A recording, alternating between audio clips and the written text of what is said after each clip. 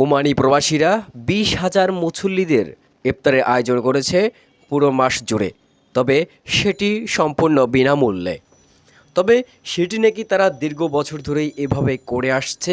তবে তারা এটাকে ধরে রাখতে চান প্রতি বছরই। এটি ওমানের রাজধানী মসজিদে। তবে বাংলাদেশি মানুষদের কাছে দোয়া চেয়েছেন যারা প্রতি বছর এভাবেই কাজটি সম্পূর্ণ করতে পারেন।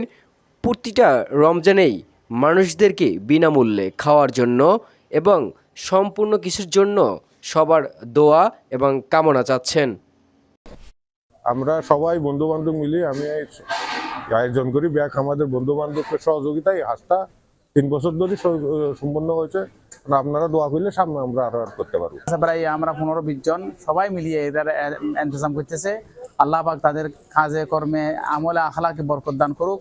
সবার সহযোগিতায় আমাদের বাঙালির দানবীর যারা অনেক দানবীর আছে ওনাদের সহযোগিতা আমরা করতে চেষ্টা করতেছি। আশা করি এই 30টা রোজাও আমরা চালিয়ে নিয়ে যাব। আমাদের বিশাল একটা আয়োজন, কখনো 500 কখনো 700 কখনো 600 মানুষ হয়ে থাকে।